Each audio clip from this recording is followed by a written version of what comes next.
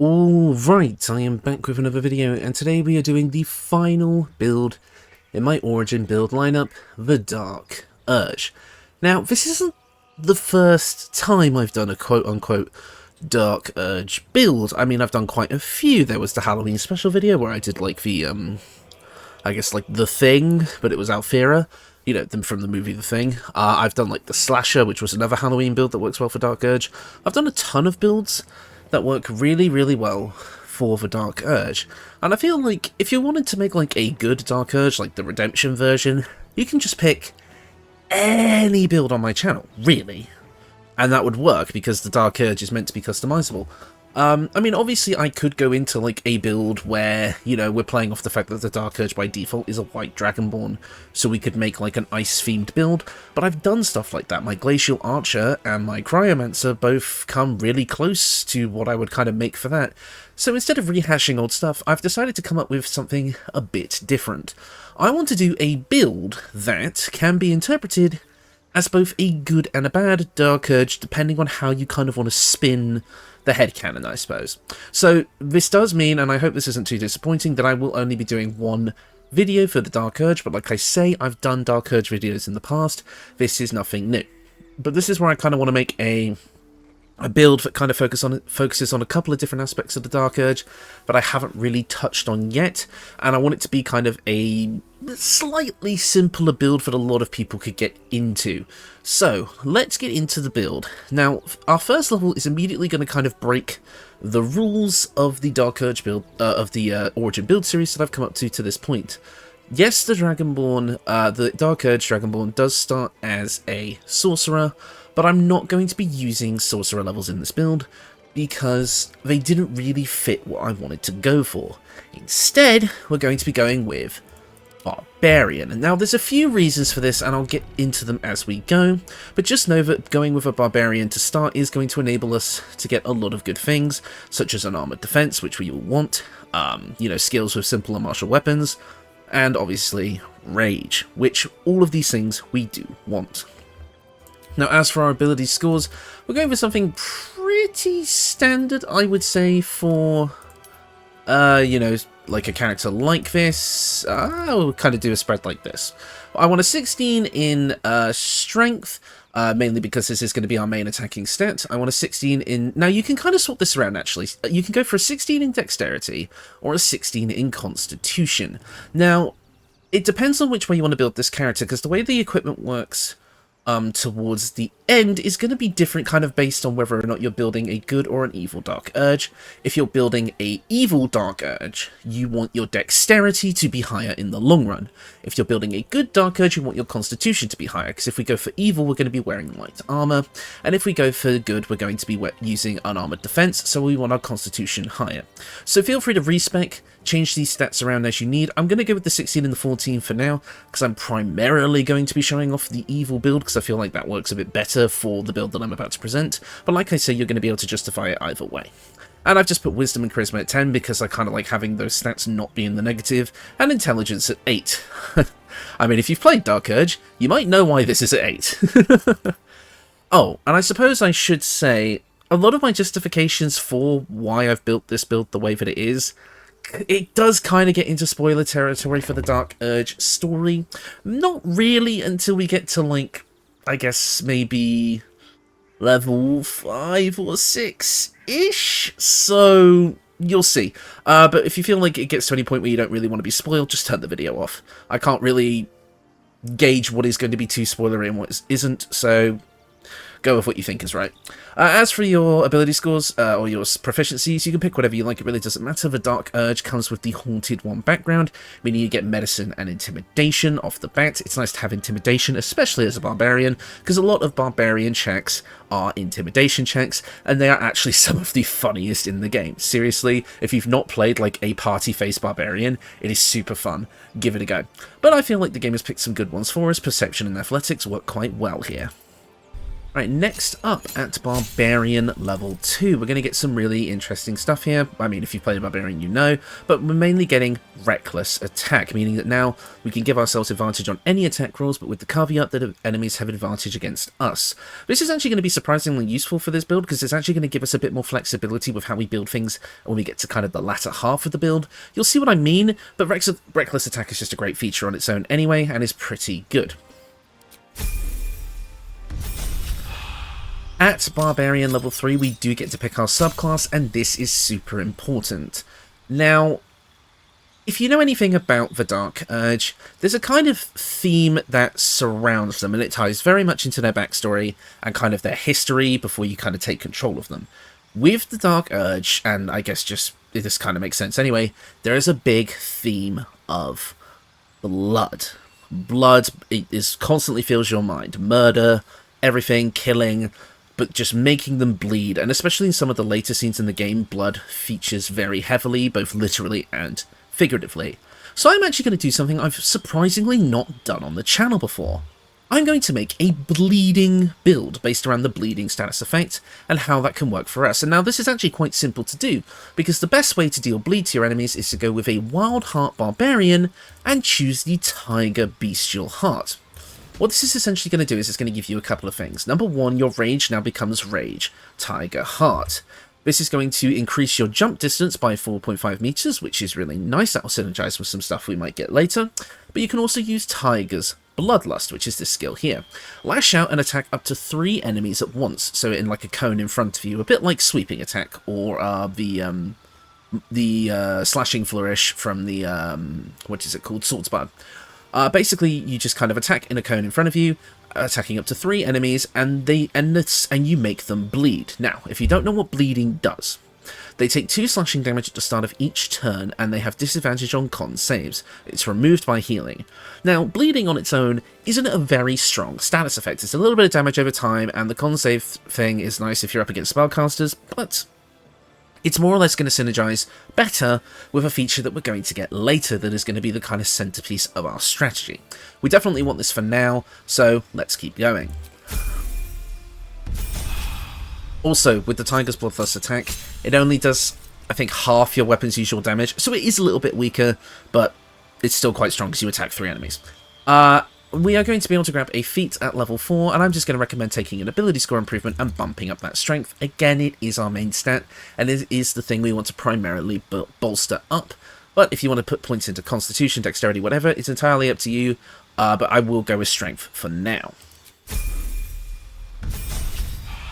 At Barbarian Level 5, we are going to be getting extra attack, basically at the normal level we normally would, which is pretty good. We want extra attack as soon as possible, especially on a build like this, but we're also going to be getting fast movement, allowing us to, while we're not wearing heavy armor, have our movement speed increased by 3 meters. So with the included jumping distance from the, the Tiger Rage, we're going to have a lot of options for maneuvering around the battlefield, especially with our higher strength, allowing us to jump, run, get into combat really easily without too much effort, which is super, super nice for a melee-focused build like this one.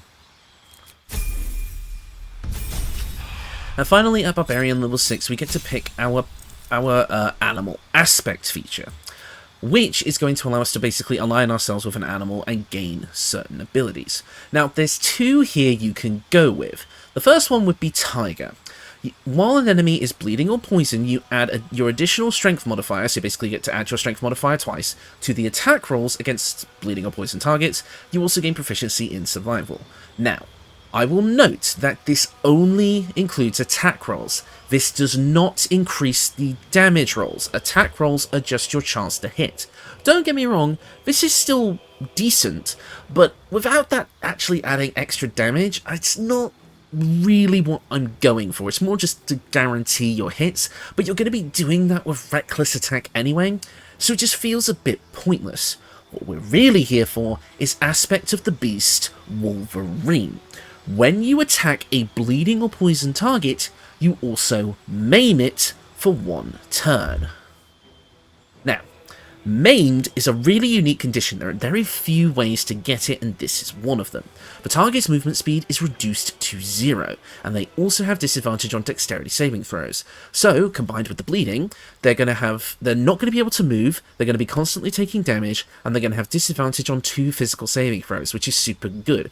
Say you pair this with my Gale origin build, the target cannot move, which means they are now subject to Gale's fucking, dex saving throw spells, like Fireball, and you don't take any damage because of the Evocation Wizard thing. So, that's really good. This actually pairs quite nicely as a bit of a team one, but it also plays nicely into the Dark Urge thing of, like, once you've picked your target, they cannot escape. You will make them bleed and then hack them down until the job is done while they can't move or save themselves from other effects. It is actually quite brutal. So let's move. I'm going to say let's move on now. And as I said, from here on out, my kind of justifications for how I'm kind of building this character are going to come in, which is going to include big spoilers from the Dark Urge storyline. So if you just kind of wanted to use this as a bit of a starter build and kind of play through the rest of the game, however, without spoilers, this is where you're going to stop watching. But if you're interested in seeing the rest of the build and you don't care about spoilers, then here we go.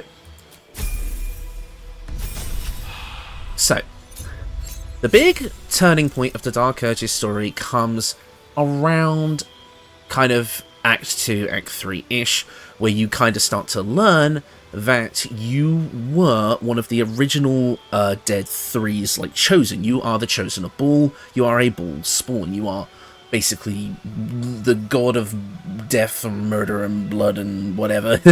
I forget the exact terminology, but long story short, you are meant for murder, but you also kind of were leading the plan of the Absolute, meaning that before you literally got your brains scooped out of your skull by Orin, you were quite an intelligent person. You were a commander. You led the assassins of Bhaal, and you were kind of a menace to Baldur's Gate, but in also, leading the whole charge of the Absolute. So I feel like, in a weird way, especially where if you play as the Dark Urge, you are also the leader of your party. Whether you are playing good or bad, you have a natural instinct for battle and commanding others. So with that, I think it would actually make a lot of sense to kind of bolster a build like this up by going over to Fighter.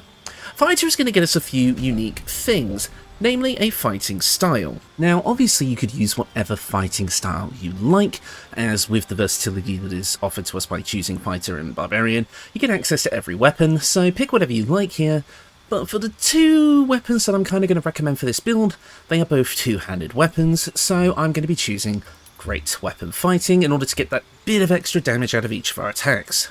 At Fighter level 2, we're going to get Action Surge, which just makes a ton of sense. Maybe you're kind of berserker rage that comes from your Dark Urge. So, like, the fact that... So, here's what I kind of go with. Here's, like, kind of the lore justification for being a Barbarian, I guess, is the fact that whether you're giving into your Dark Urge and letting your murderous blood rage come out, or you are getting so angry because you're suppressing it so hard, like you're trying to suppress your Dark Urge and it's causing you to go berserk, like, in kind of the opposite way, Action Surge kind of makes sense in doubling up on that, as it can kind of turn your just one turn of kind of just raged, frenzied attacking, and just give you a ton of attacks just to beat on your enemy over and over and over again. So I feel like Rage and Action Surge always pair quite nicely thematically anyway, so it's great to have it here. At Fighter level 3 we get to pick our subclass, and of course I'm going with Battle Master. This is going to allow us to learn a few maneuvers.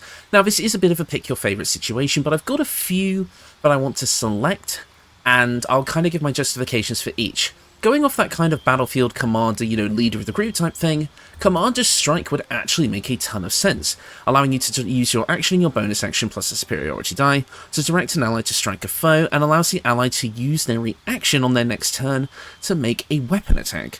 This is actually super cool. It basically allows an ally of your choosing, as long as they are holding a weapon. Unarmed strikes don't work with this for some reason. They can basically make 3 attacks in one turn if they have extra attack, or even more if they have a bonus action attack. It can work really, really nicely with any of my other Origin builds, pretty much, except for the pure spellcasters. So it's worth picking this up if you kind of want to run this with my other Origin builds. Now, I'm going to go over some of the things I will not be choosing that may seem obvious. First up is Menacing Attack, which, you know, gives an additional d8 of damage, and possibly frightens the target. Now, you can take this if you want, but I'm going to be recommending a piece of equipment later, which would actually give you Menacing Attack anyway, for free, that can be used over and over again, so there might not be a reason to take this here, so I'm going to skip over it for now. There's also something like Sweeping Attack, which allows you to attack multiple enemies at once. Well, we've already got Tiger's Bloodlust for that, so no point in taking this one. And the other one, I believe, is Fainting Attack, which does seem quite good on paper, allows you to deal an additional 1d8 of damage and, you know, target with advantage. But we already have Reckless Attack, so there's not much point in doing this one either. So those are the kind of three that I would, while they might seem like good picks, I would kind of stay away from. But we are going to be going with Trip Attack, which allows you to use a powerful attack that possibly knocks the target prone, does that extra d8 of damage. And, you know, knocking an enemy prone is super useful. It's already going to be hard to escape from you if you've got the named status effect, but then also being able to get Trip Attack to allow all your enemies to get advantage on them is super good. I also recommend Riposte, basically allowing you to, whenever you dodge an attack, you can spend a reaction and your superiority die to counter-attack immediately with a powerful strike that also does an additional 1d8 damage. It's really good. It's a really good way to capitalize on our reaction for offense when we don't really have it. When we don't have a way of doing that yet. So, it's pretty good. As for the others, we can kind of get them later on, as you'll see in a minute, but let's keep going for now. At Fighter Level 4, we are going to be getting our next feat, and I feel like while at this point it would be nice to quickly just bump up our strength to 20 and have that maxed out, we're actually using a piece of equipment, at least in the meantime, that gives us a +2 to strength anyway, so it's already at 20 for us. I mean, I'm not using the Potion of Everlasting Vigor or anything like that, because I've already used that for Karlach. But we technically, if you're using the equipment I recommend, we technically already have 20 strength at the moment, so I think it's okay to delay that for now. Let's instead grab Martial Adept. This is going to allow us to gain an additional superiority die in addition to the ones we already have, and allow us to pick 2 extra maneuvers. And again, these can be whatever you like, it really doesn't matter. I'm personally going to be selecting Disarming Attack. What Disarming Attack does, if it will actually show the tooltip, allows you to expend a superiority die to deal that additional 1d8 damage, but also possibly forces the target to drop the weapons they are holding, which can be super powerful in the right situations, especially in a one-on-one combat with someone who is using a powerful weapon. It can render them pretty much useless, allowing you to continue your assault with much less danger involved. There's also things like Distracting Strike or Goading Attack if you kind of want to help out your allies even more. Goading Attack means that the target will receive disadvantage on attacking any creature other than yourself, and Distracting Strike gives your allies advantage on their next attack rolls against the target. So again, you can be a bit more of a team player, or maybe even like being the frontline fighter while your Bhaal Assassin Astarian stealth build comes up and stabs them in the back. There's a lot of kind of flavor thing you can do with any of these. In fact, I probably am going to go with Distracting Strike. But overall, you can pretty much pick any of these if you like, except for the ones I kind of deliberately excluded earlier.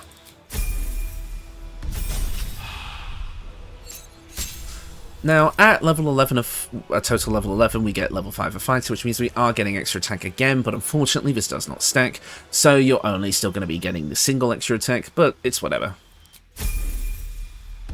And then finally, at Fighter level 6, we do get an extra bonus feat that we would not normally be able to get, and as such we are going to be bumping up our strength to the max. That is my preference, but if you wanted to bump up one of the other stats, because maybe you're keeping this instead of this piece of armour here that bumps up our strength, and you're not going to be changing it to some of the stuff I'm going to suggest later, then you may want to bump something else up, but I'm just going to keep it simple and bump strength up.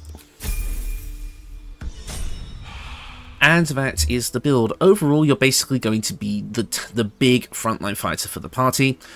You get the ability to direct your allies, use unique attacks, be able to inflict status conditions that are going to seriously debilitate your enemies, and you also get some things from being a Dragonborn, such as the Frost Breath, allowing you to spew forth a cone of ice that at max level deals 4d6 cold damage and can be used once per short rest. It's not the best. Unfortunately, Dragonborns do definitely get the short end of the stick as far as racial features go in this game, but it's better than nothing. So, let's get into the equipment now, as it is a very important aspect of this build. Now, whether you're playing an evil or good Dark Urge, the equipment I'm going to kind of list here is kind of the early game equipment anyway, before you kind of get to the finalized stuff. So this doesn't really matter so much, but when we kind of get to the kind of later game, and you finally kind of start to truly choose your, fate, you're going to be wanting to maybe swap to one of these two sets I've got here. But let's get into the basic equipment first. First up is the Haste Helm. This is just going to, at the start of combat, give you a boost to your movement speed thanks to momentum, which with 3 turns stacked up, it's just going to give you a bunch of extra movement speed, which is going to allow you to close in on your enemies quite quickly. Next up is the Death Stalker Mantle. This makes 100% sense to grab on a Dark Urge because you get it in Act 1 and it's super powerful and it fits the character whether you're playing evil or good. Once per turn when you kill an enemy, you become shrouded in darkness and become invisible for 2 turns, basically meaning that enemies won't be able to strike back as easily and you'll be able to make your next attack with advantage, which is super nice, fits very nicely for a build like this.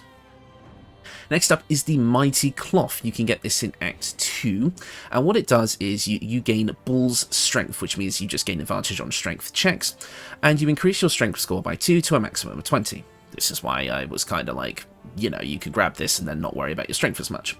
But you also get Unwavering Bull. You cannot be pushed against your will and have advantage on saving throws against being restrained. So while you can restrain your enemy's movement, you yourself are an unstoppable force that cannot be restrained. You also get a unique action called Bull Rush. You charge forward and possibly knock your foes back 3 meters. It deals 1d4 plus 5 bludgeoning damage, and you basically just get to go into a frenzy and charge at your enemies, which is super fun. It's not the greatest ability in the world, you won't be using it all the time, but you never know when it might come up. Maybe you just charge into someone and tackle them off a cliff. That could be super fun. And finally, our weapon. Now, this is a unique weapon I've actually been asked to do a build around a couple of times. This is called the Unseen Menace. It can be obtained fairly early on, surprisingly, and it has a unique thing about it. This weapon is invisible while equipped, but if you miss an attack roll, it loses this property for 2 rounds, and so it gains a unique thing called Invisible Weapon. The affected entity cannot be disarmed. It has advantage on attack rolls, which is nice, and the fact that it's invisible kind of plays into the whole thing with the Dark Urge as well. And you also score a critical hit while rolling a 19. So for an early game weapon, this is actually pretty solid, and it feels like it fits the theme quite nicely. But the main reason I want it is because it's a piercing weapon, and we'll get into why that's important later. Also, having the extra reach property is quite nice. And you can also, the only caveat obviously being that this is a +1 weapon, so in the late game, even with these extra bonuses, it probably might feel not quite as strong as you would like. So you can actually buff it with the Drake Throat Glaive, which would allow you to cast Draconic Elemental Weapon on it, giving it a +1 bonus to attack and damage rolls, or basically making it a +2 weapon, and it also deals an additional 1d4 damage of an element of your choice. For a White Dragonborn, I would obviously recommend Cold. But if you're not feeling the Unseen Menace, then the Drake Throat Glaive itself is actually a really decent weapon. You can cast the buff on itself and give it extra cold damage. It's a +2 weapon, meaning that it would actually become a +3 with the extra damage, which is super nice, and enemies would also have disadvantage on saving throws against your Dragonborn Breath weapon, so this feels tailor-made for this character. I quite like casting the Draconic Elemental Weapon on the Unseen Menace. In fact, I will actually show that off now, because I remembered to take a long rest so that I could do it again. Well, here we have the cold buff, and then, boop.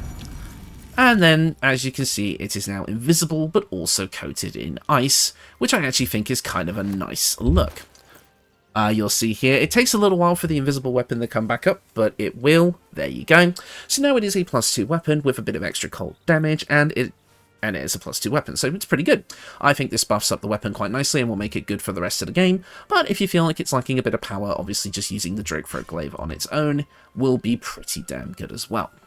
As for our accessories, we obviously have the Amulet of Bhaal. It is straight up the Dark Urge's kind of story item, and it also fits perfectly for this build, because on a hit you inflict bleeding upon targets that have maximum hit points. Fits 100% perfectly for this build, and I could not ignore it. Now, these next two rings are just ones I kind of put here because there wasn't really many other options. I'm still operating under the restrictions of the Origin character series, where I can't really repeat items, but maybe I accidentally have and I've forgotten. I don't know.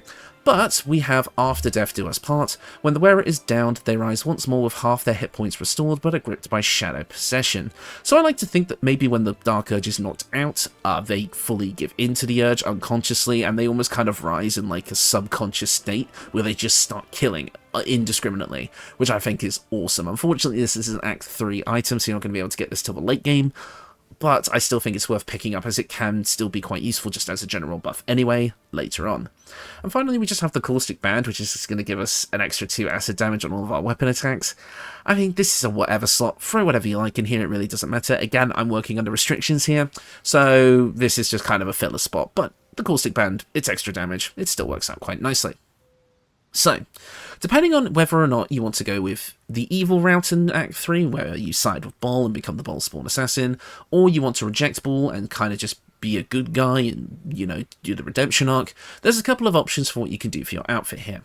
If you're going with the evil route, then it makes 100% sense to just go with the Bhaal list set. I'll even show off the hood, although it looks a bit dumb, in my opinion, on a Dragonmort. This is going to give you basically the full lore set, I guess, although I have thrown in something extra for the boots here, so let's go over it. We have the Assassinable Cowl. You can see in the dark up to 3 meters. In addition, you gain a +2 bonus to initiative rolls, and you can also cast See Invisibility at will. It's not great. It's more just here for the lore kind of implications of it, and the fact that hoods do look quite badass in this game, and there's actually surprisingly few to choose from. But I would maybe swap this to something else if you don't care that much. Obviously, we're keeping the Deathstalker Mantle, but now we're onto the Bhaal list armor. Enemies within 2 meters become vulnerable to piercing damage unless they are resistant or immune to it. You also gain a +2 bonus to initiative rolls. So what this basically is because we're using our Unseen Menace, which is a piercing damage weapon, enemies who are struck with it in melee range will take double damage, because that's what vulnerability does. This is a super nice piece of synergy, and it's going to make up a ton of damage if you're using the Unseen Menace. If you're using the Drakethroat Glaive, unfortunately that does slashing damage, so that's not going to synergize as nicely with this, but you can maybe swap this out for the Elegant Studded Leather instead and colour it black and red, so that it has the same look anyway. We also have the Bhaal list gloves, which give you a +1 to your attack, but also allow you to use Garrote. And what Garrote does is wrap a shadow rope around a humanoid creature's throat to start garroting it. And what garroting does is the affected entity is being strangled by a garrote. It is silenced and takes 3 to 18 bludgeoning damage per turn. If the entity and the garrote move more than 5 meters apart, the condition ends. Now, unfortunately, this does require concentration, so you're not going to be able to rage at the same time you do this, but you can kind of turn the rage on and off when you feel like it's necessary if you wanted to use this feature. But again, this is more just the lore thing. You might want to mix and match this with kind of other stuff. The main piece, if you want kind of to go the evil route, is the armor. The rest I'm just going over for more reasons, basically, but you can use these in your builds if you like. And because there is no footwear for like the Bhaal list set, I've gone with the Hell Dusk boots.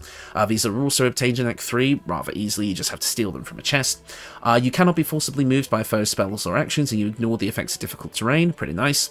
When you fail a saving throw, you may use your reaction to succeed instead. It only costs a reaction, there's no restriction on that. That is insane, just being able to succeed any saving throw once per turn. That is nuts, but we're not even done yet.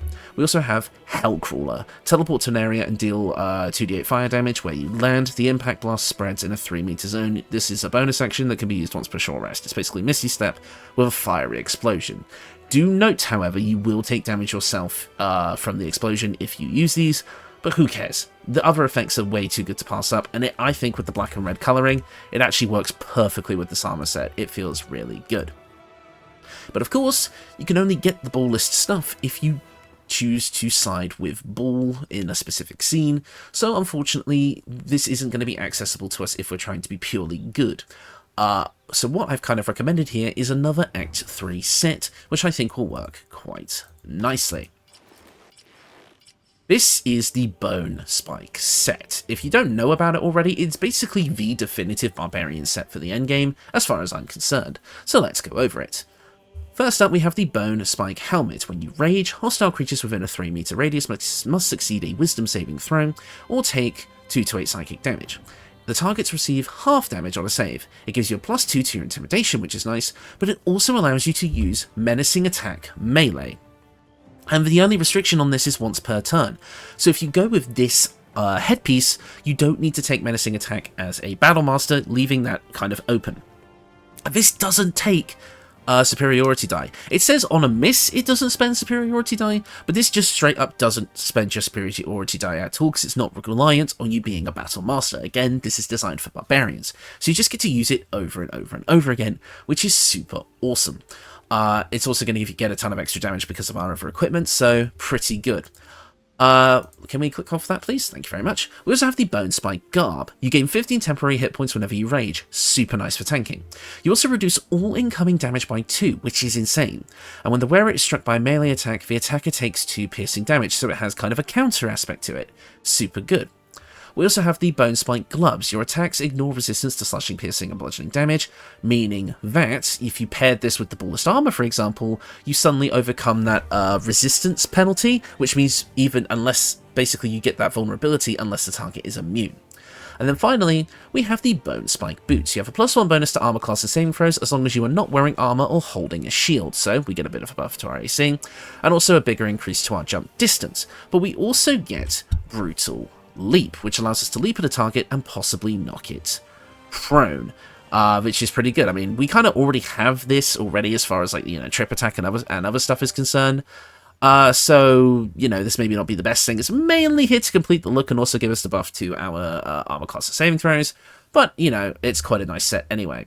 If I had to go with kind of like a definitive kind of end game set, if we're not really worried about, you know, good or evil, I would probably go with the Ballist Armour piece. Probably, let's see, I would probably keep the Bone Spike Gloves, go with the Hell Dusk Boots, and the Bone Spike Helmet, and I feel like that is going to complete the set quite nicely. Now, the only big thing the big weakness with this build is our AC is rather low in the end game, so you may want to play around with these stats a little bit, maybe not take Martial Adept, but kind of mess around with this as you see fit.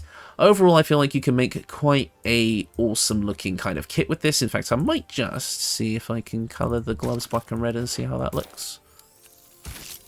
Oh yeah, no, that fucks.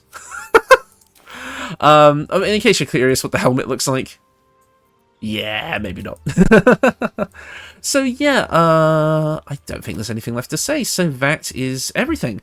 As I said with this build, overall, you're basically just going to be a really simple to play, but, you know, interesting to use frontline fighter with your barbarian abilities to kind of make your enemies bleed, maim them so that they have to remain in place, gain advantage on your attacks in a lot of different ways, either through reckless attack or invisibility, being able to use a ton of different maneuvers in combat, such as Commander's Strike, Trip Attack, Menacing Attack, Sweeping Attack, all of that good stuff.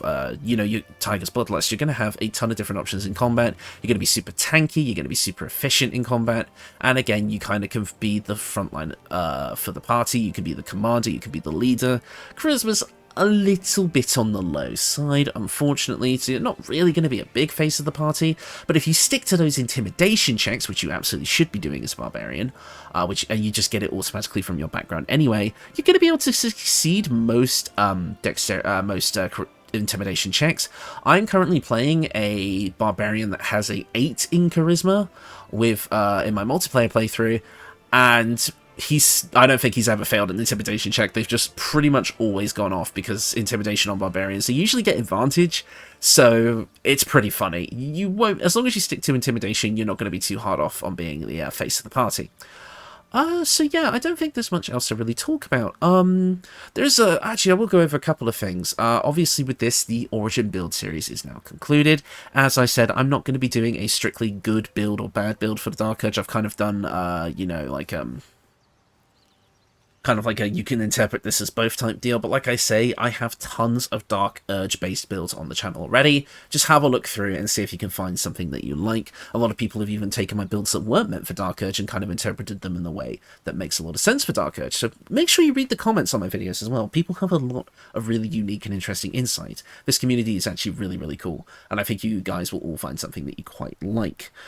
But now that the Origin build series has concluded, like I said, I'm going to be going back to kind of doing, you know, my own kind of builds as well as build requests mix in. And speaking on that, I've kind of got a poll running at the moment on the community tab to decide whether or not our next live stream is going to be a continuation of our Honor Mode run, or if we want to get a bunch of people in the chat, sit in front of the wiki, and basically just theory craft a bunch of unique and interesting builds together as a team that will become future videos. So if you want in on that, be sure to keep an eye out for the date of the next live stream and go vote in the poll to make sure that your choice is chosen. It seems we're leaning quite heavily in favour of going for the build theory crafting stream at the moment, which, hell, I'm fine with. That works for me. It's actually a lot less work on my end because I don't have to actually play the game and try to focus on chat.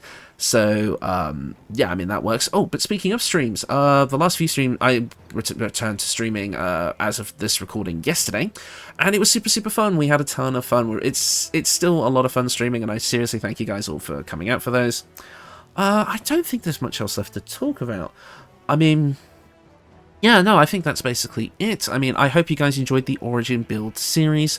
We're going to kind of get back into the normal content swing of things now, as the Christmas holidays are coming to an end, at least for myself. This video is being recorded on New Year's Eve, and it will be New Year's Day when it is uploaded, so Happy New Year to everybody. I hope your 2024 is even better than your 2023. But yeah, that is going to do it for me. I will see you all, I guess, as of the time of this recording, I'll see you all next year. Oh, how many times have you guys heard that joke?